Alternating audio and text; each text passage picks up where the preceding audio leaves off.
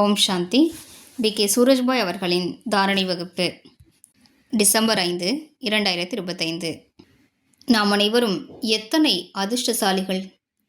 பிரபுவின் பாலனையில் அவரது வரங்களால் நாம் வளர்ந்து கொண்டிருக்கின்றோம். அனுதினமும் பகவானிடமிருந்து நமக்கு வரங்கள் கிடைக்கப் பெறும் என்று முன்பு யோசித்திருந்தோமா? நாம் பக்தி செய்து வந்தோம், தவமும் செய்து வந்தோம். எப்போதாவது அவசியம் பகவான் நம் மீது திருப்தி அடைவார், மேலும் நமக்கு வரங்களை வழங்குவார். நான் அவரிடம் இதனை வேண்டுவேன், அதனை வேண்டுவேன் என்றெல்லாம் யோசித்திருந்தோம். ஆனால் எப்போது அவர் வந்தாரோ, அந்த வரங்களின் வள்ளல் என்னுடையவராகவே இருக்கிறார் என்று நாம் புரிந்து கொண்டு விட்டோம். தனது அதிகாரி குழந்தைகளை அவர் எப்போதும் தனது வரங்களின் பாலனையால் வளர்த்து கொண்டே இருக்கிறார்.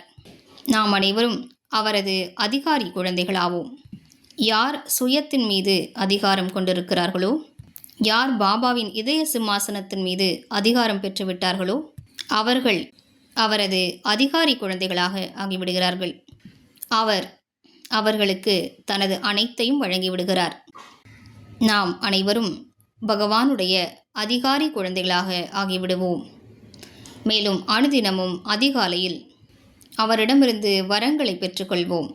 மிக அழகான வரங்களை பெறுவதற்கான விதிமுறை என்னவென்றால், நான் பாபாவுக்கு முன்னிலையில் சூக்ஷ்ம உலகில் இருக்கிறேன். முன்னிலையில் பாபாவை காண்போம்.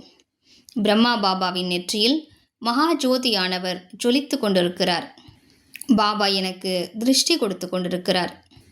பின்னர் பாபா தனது வரமளிக்கும் கரத்தை என் தலை மீது வைத்துவிட்டார்.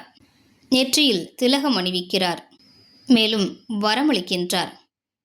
குழந்தாய், மகா யோகி ஆவாய், மாயாவை வென்றவராவாய், தெய்வீக புத்தியால் நிறைந்தவராவாய், முழுமையான தூய்மையானவனாவாய். இவ்வாறு அனுதினமும் பாபாவிடம் வரங்களை பெறும்போது நமது சித்தம் நிம்மதி பெறும், மனம் ஆனந்தமடையும்.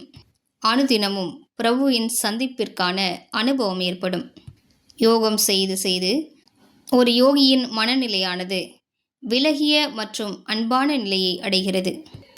அனைவரும் என்னுடையவர்கள், நான் அனைவருக்கும் சொந்தமாவேன்.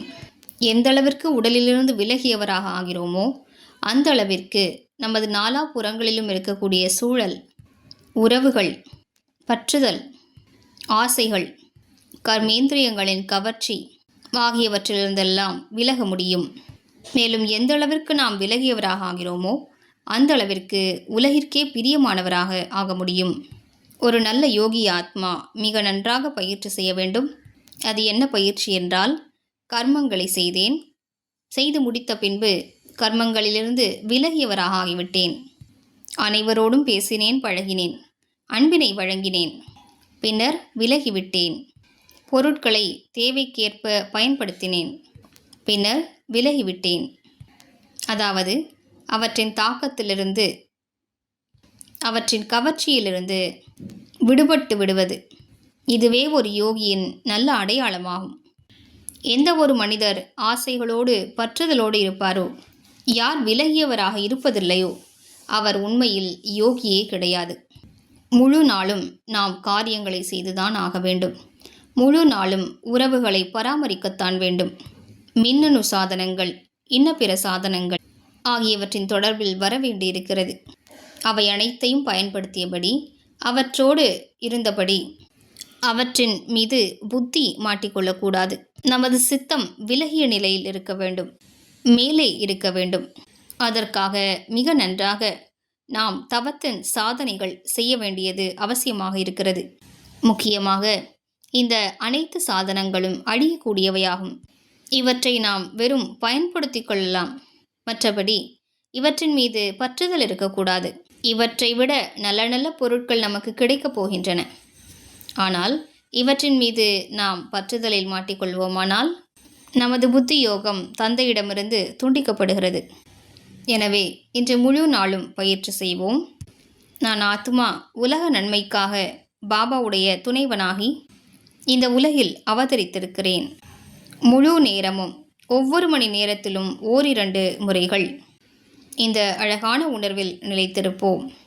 மேலும் அனுதினமும் அதிகாலையில் பாபாவிடமிருந்து அவசியம் வரங்களை பெறுவோம்.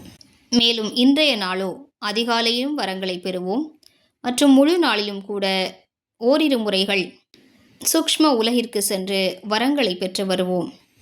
ஓம் சாந்தி.